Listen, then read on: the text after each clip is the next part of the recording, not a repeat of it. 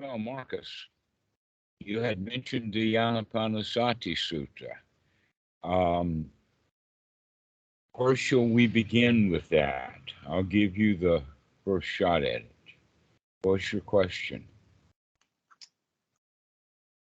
Well, so it starts talking about mindfulness of breathing. And the first things it Okay. talks about is, the long breath and the short breath, and Mm-hmm. discerning whether one is breathing long or short. So I guess the first question for me is I've definitely practiced the long breathing, but I wondered, like, what is sort of the utility or purpose of the short breathing, or are there Okay. like somewhat different indications for each of those? Both of them are conscious and both of them are controlled breathing, intentionally so.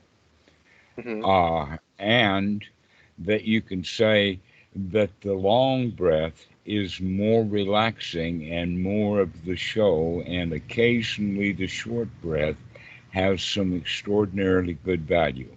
Hmm.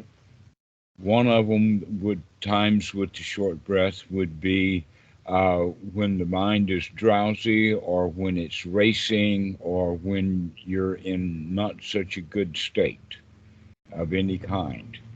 Then you could use the short breath, um, because when you're doing the short breath, you don't have much time to have a pity party or to have misery thoughts. That the short breath actually takes the time to keep the mind focused on the breathing in, out, in, out,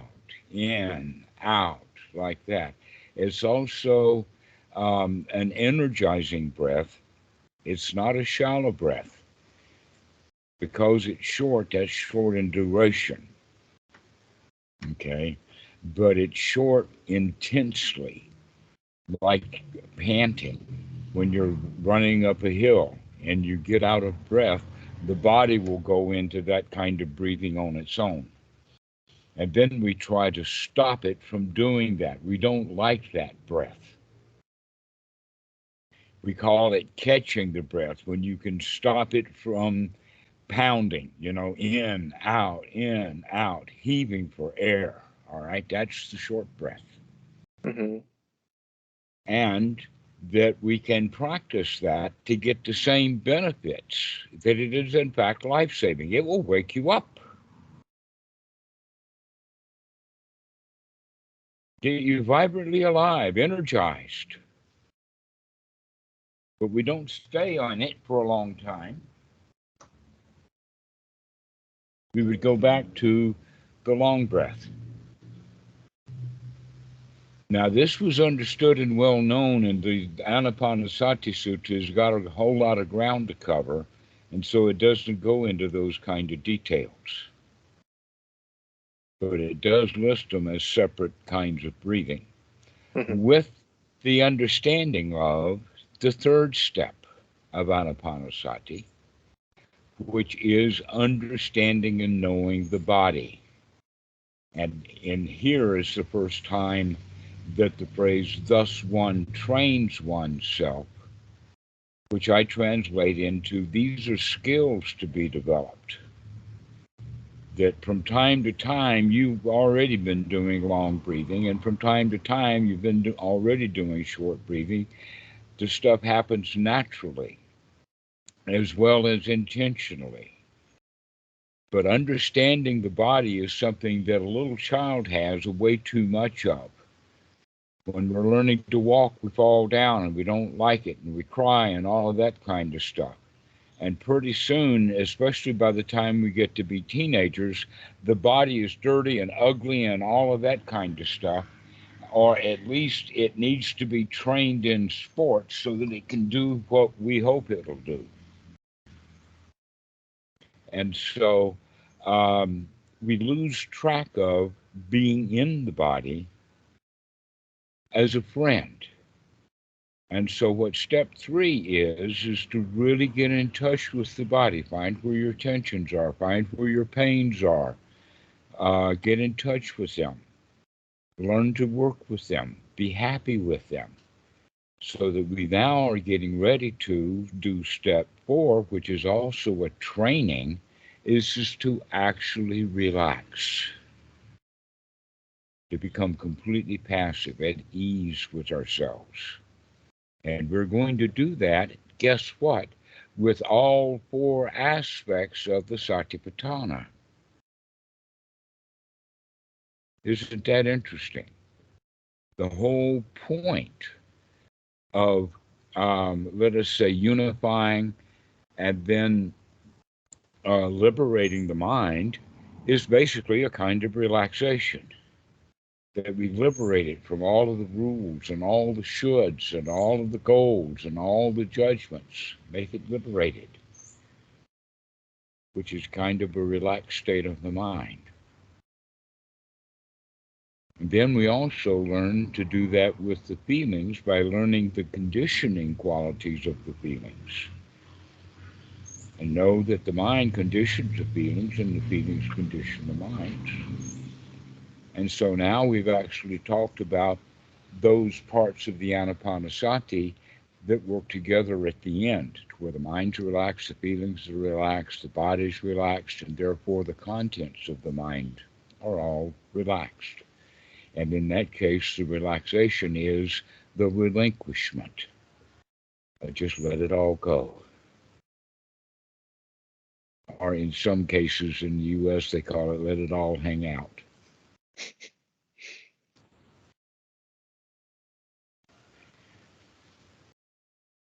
So in this way, the Anapanasati practice is quite integrated. And it's handy enough to think of the body in these various characteristics of what's called the Satipatthana. But that the Satipatthana, the 4 foundations, actually go way back into history of humans, that we saw things as solid, we saw things as liquid, we saw things as fire, we saw things as gases and airs and smokes and clouds and all of that kind of stuff. And so it's quite natural for the Buddha then to take those 4 natural elements that are on the outside, because that's what everybody is doing. We are taught from childhood, probably from very primitive times, to pay attention to outside things. The Buddha comes along and says, no, we're going to start paying attention to the inside too. And so that's where the Anapanasati is that it's doing it on the inside. And that in the Satipatthana Sutta, it says both internally and externally. And so we practice it both ways, but we're often not paying much attention to the outside. We pay attention to the inside. So we start paying attention to the inside as practitioners. But then sometimes we get too enamored with that, and we have to recognize, no, there's a balance here. We got to get them where we're paying attention to both the inside and the outside. And so this, in fact, is what we could say in the Half Sutta, where Ananda asked the Buddha, saying that Sariputta told me that half of the Dhamma is friendship. And the Buddha says, no, it's the whole thing. First, we become friends on the inside, then we become friends on the outside. And we become friends on the inside with what's on the inside, warts and all. And then we become friends on the outside with what's on the outside, warts and all.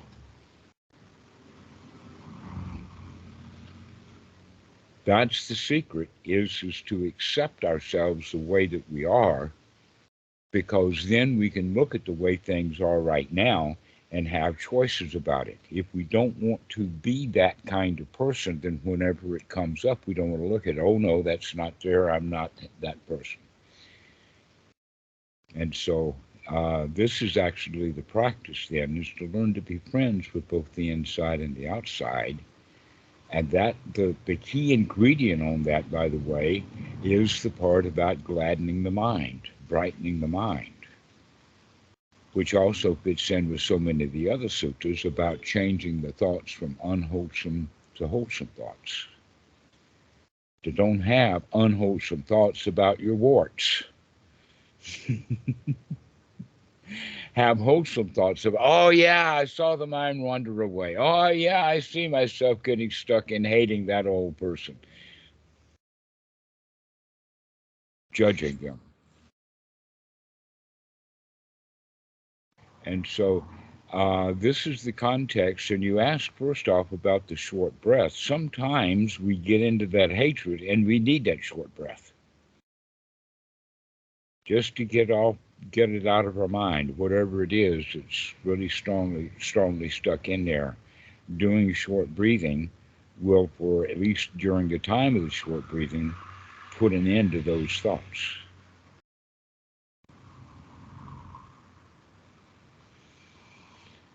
So, one thing that we can begin to talk about is the beginning of the sutta, of how profound it is. That this sutta was announced in advance, and then the word spread so that it had a huge audience. Did you remember reading that part of the sutta? With No, I various... haven't gotten to all of it. Pardon? I haven't gotten to all of it. Oh, okay. Well, this is at the very beginning, and most Mhm. people read things from the beginning to the end, but not all the time. Yeah, not always.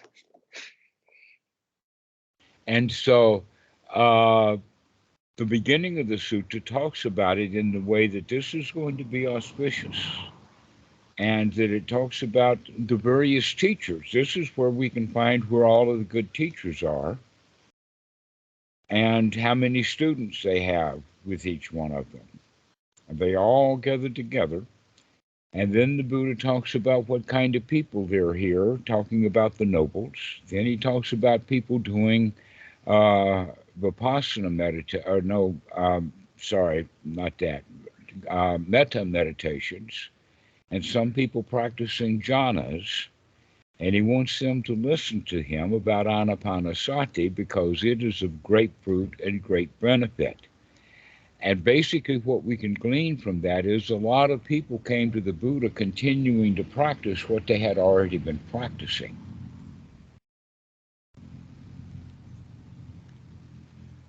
And the Buddha wants them to change that and start practicing differently with Anapanasati. The way that these other practices were done generally have some downfalls to them. That one of the things about the jhanas and the metta meditation folks is that they do have the removal of the hindrances. They have to get those hindrances out of the mind.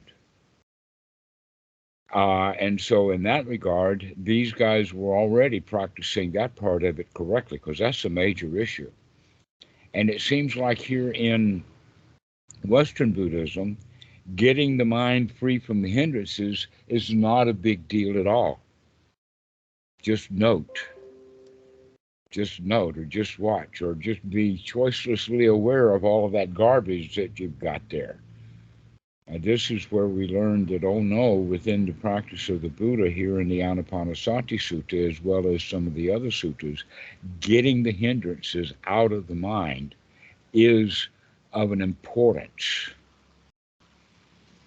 And that we can use the body, we can use the feelings, we can use the states of mind that we have, and the examinations of the mind, etc., in order to remove the hindrances, because how we feel right now and how we experience the body right now and what the mind is, the states that the mind is in right now, is the way to be free from those hindrances. Is by paying attention to what's going on right now rather than thinking about someplace else some other time, which is what we normally do. And we can think of that kind of stuff as conceptual thought. And so we now will look at conceptualizing thought as potentially, if not already downright, hindering us from being in a good state. But being happy and go lucky and everything is okay right now is the easy way out of all of the problems of life. And that the interesting part is that various places sprinkled throughout the Anapanasati Sutta are elements that are known to be the elements of the first jhana and how to get them. As also the Eightfold Noble Path, that the Eightfold Noble Path and Anapanasati and the first jhana are all mixed together right there in the first jhana if you know what you're looking for. By gladdening the mind, we become free from the hindrances. By bringing on sukha and then piti, these are jhana factors of the first jhana. And then applying this over and over again and training ourselves into the sukha, training ourselves into gladdening the mind. This is the applied and sustained thought of the first jhana. And then the additional ingredient is the relaxation of the body. So with the body relaxed, we feel energized and safe, secure, satisfied, and then we feel successful. That's the first jhana factors, and that's all that's built into the practice of Anapanasati in order for, as Bhikkhu Buddhadasa puts it, getting the mind fit for work. Getting the mind fit for work would mean taking the training harnesses off, or taking the burdens off, throwing the burdens down to get ready for doing something that we need to do, which is take a really good look at what's going on. Now, the interesting part about that is that if we have the hindrances at bay, if the hindrances are away, if the unwholesome thoughts are down, then that means that what we're going to be paying attention to has twofold quality. One is that it's real, and number two is that it's wholesome. And so this is what we're going to do with the rest of the Anapanasati. Once we get the body, the feelings, and the mental states ready to go, now we're going to start watching the flow, the flux, the anicca, watching the cycles. This, the starts and the middles and the ends of things that are happening fast or slow and up and down and whatever like that, because normally the mind is caught in a cycle, not liking how the cycle is going either now or dreading how it's about to go. But with wisdom, we can understand these cycles by stepping back from them. The experience of watching a Ferris wheel go around is a whole lot different from sitting in a box and not knowing what's happening, which is how most people live their lives. And then it goes up and down and it starts and it wiggles and then they're all terrified and it just goes around. But if they know that they're on a Ferris wheel, then life is a whole lot easier. And so this is how we use Anapanasati in order to gain the freedom to actually let things go, to let the mind be liberated, to let the feelings be soft and gentle, sukha, or even upekkha, and let the body be relaxed. So this is the actual end of the Anapanasati, which we're actually talking about step 4, step 8, step 13, and step 16. There's step 12 and step 16, the top ends of each one of these things. That in fact, if you look at it from the point of the Satipatthana, step 1 and 2 of Anapanasati very much coincide with step 5 and 6, and also step 9 and 10, that they come in pairs like that. So you have sort of the beginner and then the middle of it in that way. And so it all kinds of fits together. But the danger is that because it's introduced in the order of the Satipatthana, people think that that's the actual order that it should be practiced. which is not the case.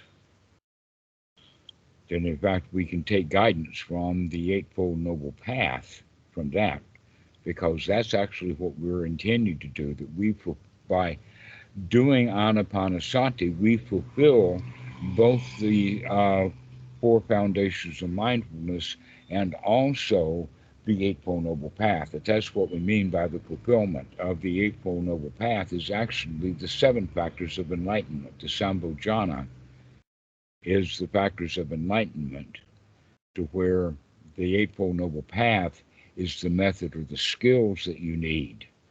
So in the beginning, we're on the path, and then the path itself, item by item, becomes the factor of the enlightenment,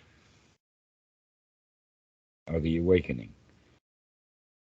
And so that's how the sutta is laid out, that the sutta is of great fruit.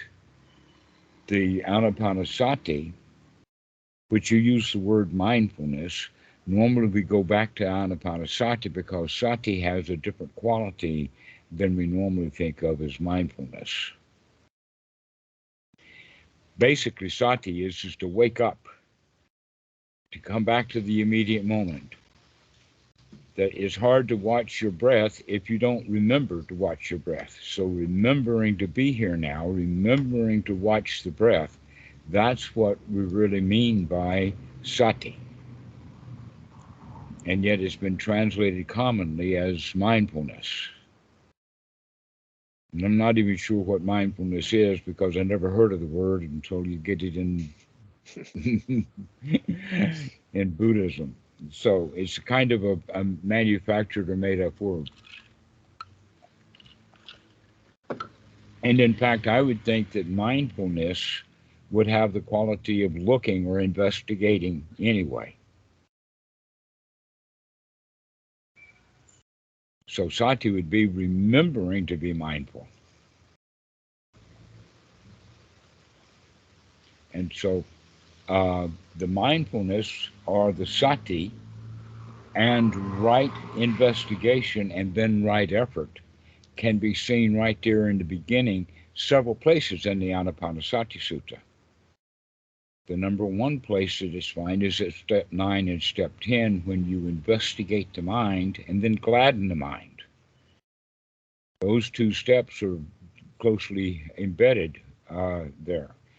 But we can also see that that applies to the breath also, in the sense of remembering to take a deep breath and then taking the deep breath, taking the effort to do it, and then experiencing that deep breath.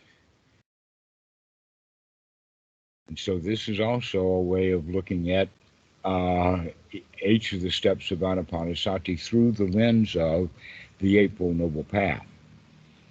And then with the fourth item of the Eightfold Noble Path, as we remember, wake up to seeing what's going on and then making the change, and we do that over and over and over and over again, time after time, getting into a new habit of it, that begins to build up the actual kind of a feeling of, I can do this.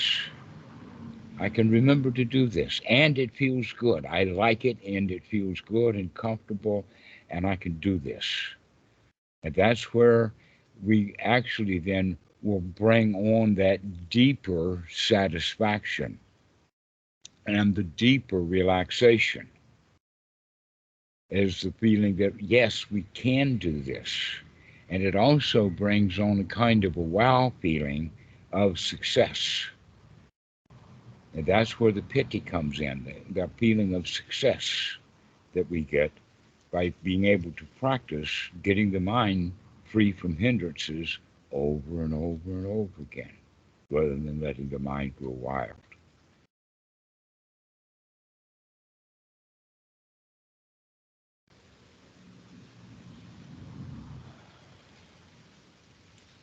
So that's the basic introduction to Anapanasati. Do you have any questions about this? Yeah. So so step three is concerning the body in terms of noticing what's going on in the body, any tensions, things like that, and relaxing those. So yes, that's where, by the way, this is where Goenka Retreat Center system ends. It's step 3. They keep doing body scanning and body scanning and body scanning, and they can't get out of it. And it's also systematic. In the sutta, you notice that it doesn't say anything about it having to be systematic, but whether that we experience it. And the way to do that is in other suttas found in under the title "One by One as They Occur." Whatever is happening to the body, pay attention to that. Something new comes up, look at it. Be there for anything that happens, and when it does, you got it. To where many people practice the scanning method, they already know their knees are hurting, but they can't look at their knees. And so they keep going around like this and say, oh, I don't, my knees, no, go down and down, like that. To where in the Anapanasati Sutta, it has the quality of being comfortable. So don't put your body in a state where it's uncomfortable, because then you've got to pay attention to your discomfort, because if you're uncomfortable, you're unsatisfied. And the whole practice is to get the mind satisfied again. And so that's about the step 3 is that whatever is happening in the body that's going to get you dissatisfied, immediately pay attention to that. Don't put it off while you're doing something else and eventually get down to it. That's the systematic approach.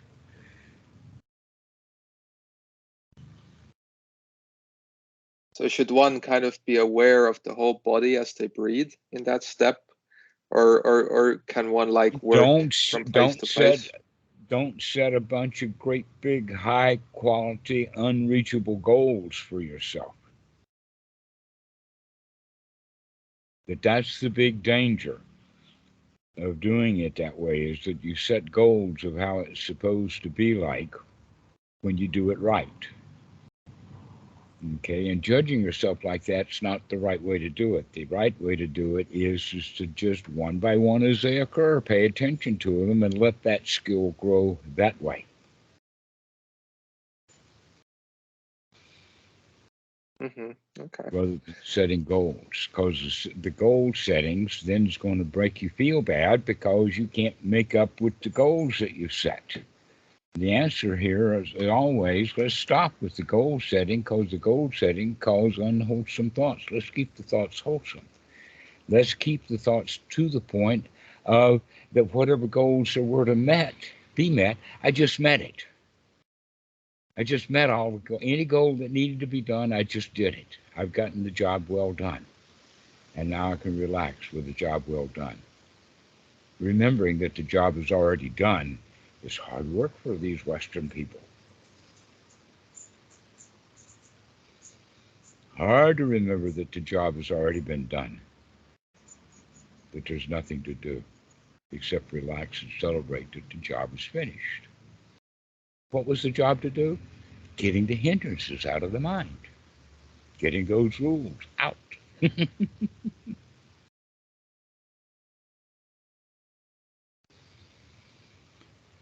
And getting any thoughts of not liking. And so there's a whole long list of things like that. Like sometimes students can hear their heartbeat. They want to know all about it. And then it comes down to is they don't like it. Now that you don't like it, that's the issue, is whether you like it or not whether you can hear your heartbeat or not.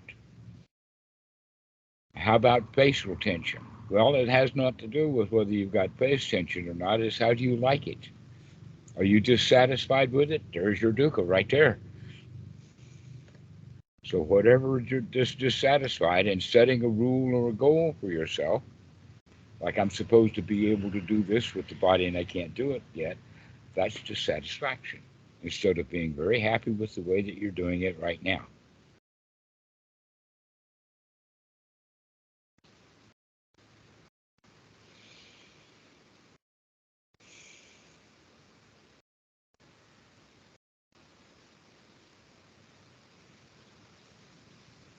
So No need to body scan. Just enjoy watching the body. Be there with it. Whatever it has to say, pay attention. Okay. Mm. So another thing I wanted to talk about is in terms of thoughts. So there's obviously sort of the verbal thoughts or the mental talk, but I was wondering in terms of like, you know, we have some sort of images in our mind. Generally, like we have some sort of image of the body in terms of like where the parts of our body are and stuff like that. So do we eventually like also try to like stop that kind of fabrication or that kind of thought? Or do Actually, we change it? I wouldn't say that there's a goal other than whenever you're thinking about something that's not here right now. So watching how your hand moves and be at marvel of how the hand is actually able to move like that.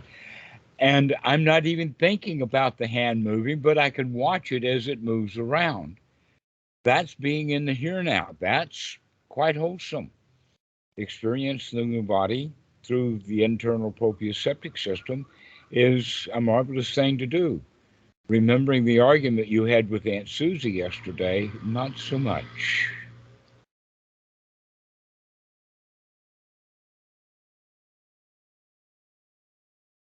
Mm-hmm. Okay. But I guess we sort of use the input from the proprioceptic system to form sort of an image of the body, and sometimes it can, If you contribute to do tension. if you do make mental images, which means visualizations of the proprioceptic system, there's no law against doing that, but be aware that that's what you're doing. And then you can take that mental image that you're making, make it shine, make it golden, make it anything you want to do, so long as you know that that's what you are doing. To take control over things, to recognize that you do create your own reality. The body as the body, the way that the body is often different from the way that people think of their bodies. And the body that they actually live with is the body that they think that they've got rather than the one that actually uh, exists in reality. Sometimes with great surprises it do.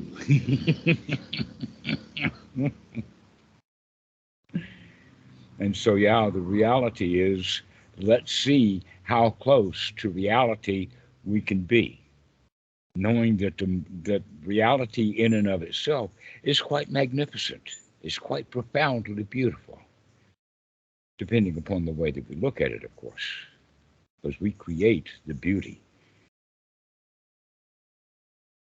But paying attention to reality um, is much closer. Let us say it this way, that the further away a person is from reality, the more likely they are to experience dukkha. And the closer to reality that you have when you perceive the way things really are, because you're looking for things the way that they really are, rather than through the lens of, instincts, tribalism, confirmation bias, prejudice, any of that kind of stuff. That means then that we're far away from reality and that we're more than likely going to either experience dukkha or cause someone else to experience dukkha, more than likely both. But when we're really friendly, that means that we're willing to accept reality actually the way that it is. It's good enough, warts and all. Yeah, I don't really have a very high class view of human beings because I accept them warts and all. And wow, humans are covered with mental warts.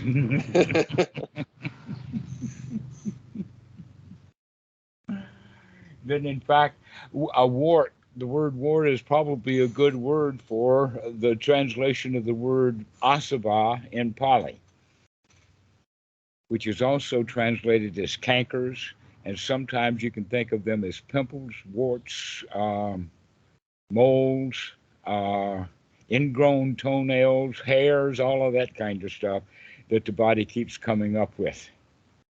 And we need to clean that stuff right out of the mind on a regular basis. And this is what Anapanasati is actually for doing, is to, let's go in there and gladden the mind, take a look at what's going on, and throw that stuff out. And come into some happy state, some state where we can be satisfied and safe and secure and comfortable. And that's built right there into the Anapanasati Sutra, but if you don't know what you're looking for, you won't see that stuff. We're talking about now step 5, 6, 7, and 8, the Vedana,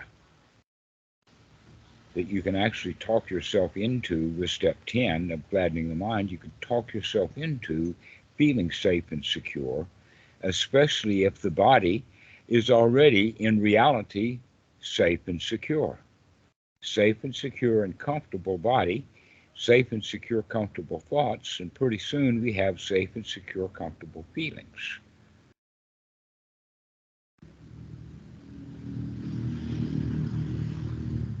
Not so hard to do, huh? Just have to keep repeating it over and over and over again.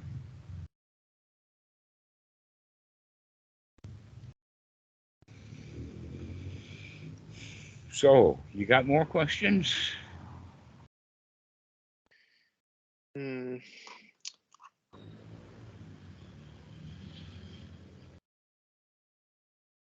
Okay, so the steps 5, 6, and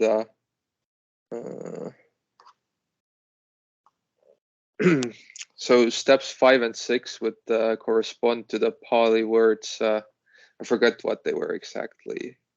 Piti sukha. Piti and sukha, right? So sukha is the number 6. Actually, the word Piti sukha is a common phrase in the Pali. Mm-hmm. And in this case, they're breaking it out, I guess, in order to make up for. But they're often used together as one word, Piti sukha. But the piti quality of it has to do with that hot damn bang, wow, got it kind of feeling, an experience of championship. Mm-hmm. And sukha is just the actual opposite of dukkha, which is being satisfied. Safe, secure, comfortable, and satisfied.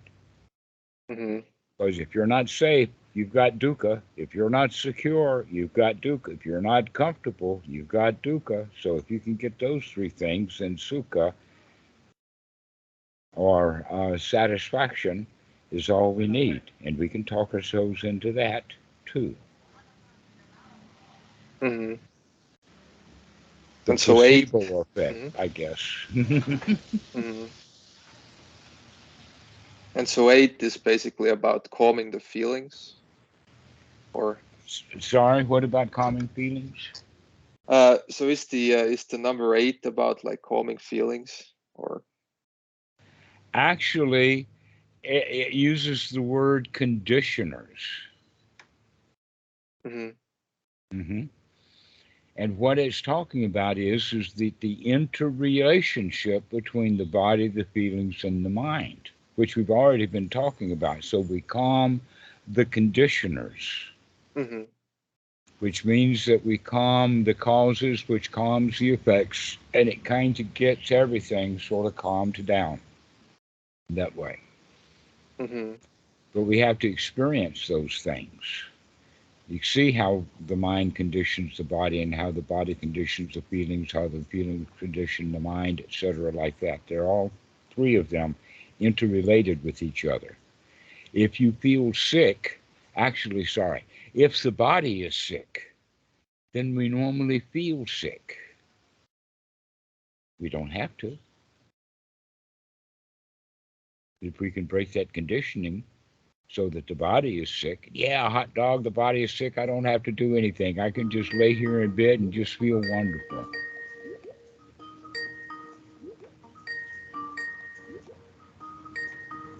So that's all there is to it. Mm-hmm. Just calming those bodily conditions.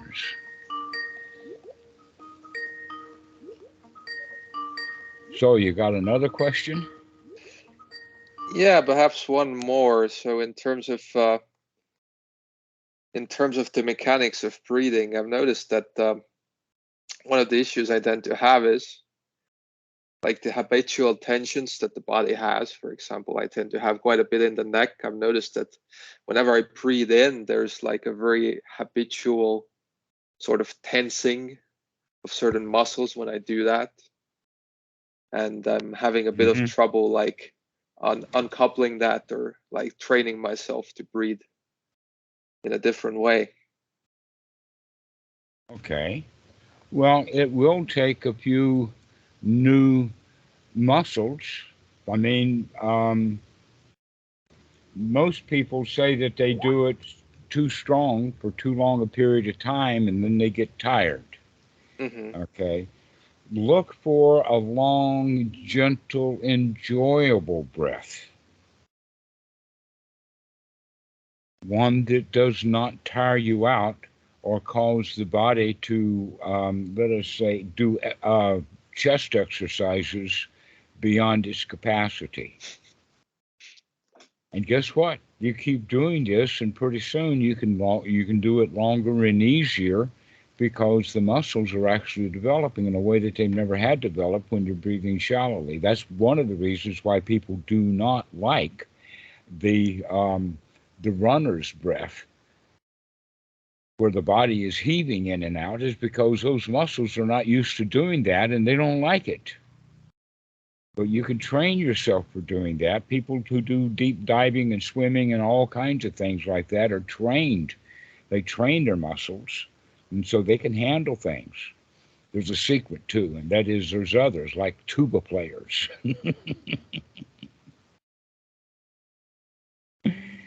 Are those great big majestic horns that they have in the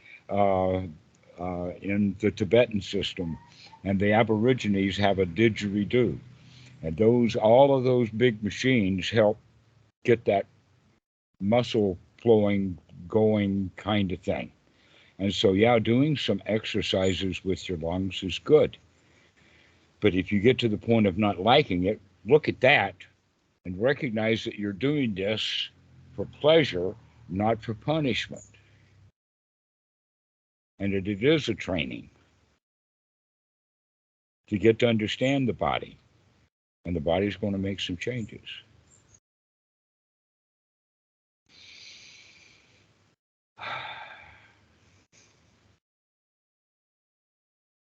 So does that answer that question?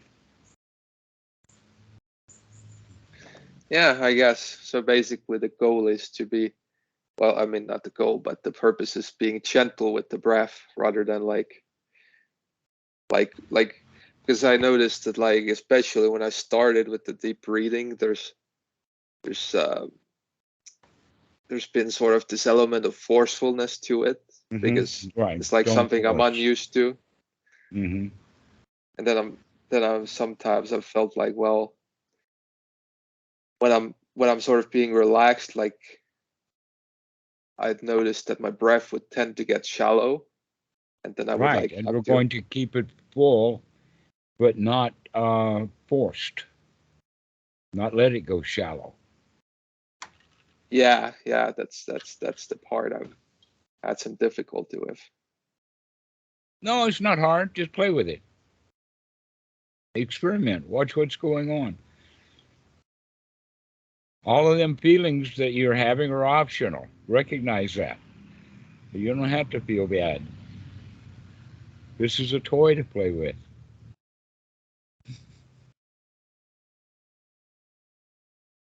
Remember, the Yeah, teaching of the Buddha is good in the beginning, good in the middle, good in the end. So don't force it or have bad feelings about it, because it's the right way to practice is easy.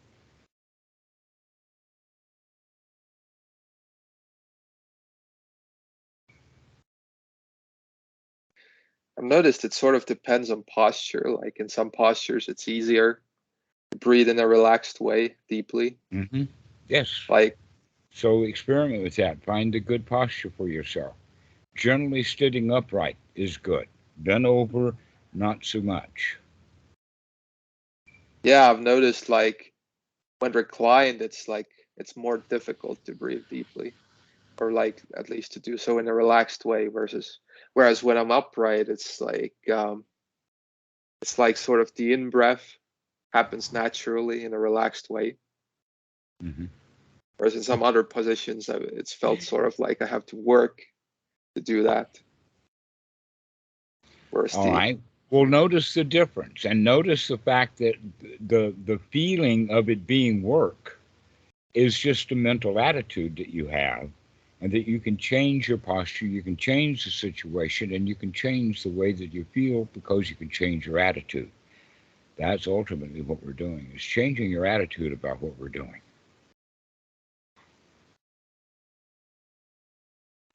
all right, well, I'll play around with it. Excellent. All right, Marcus, we'll see you later. Bye-bye. Bye.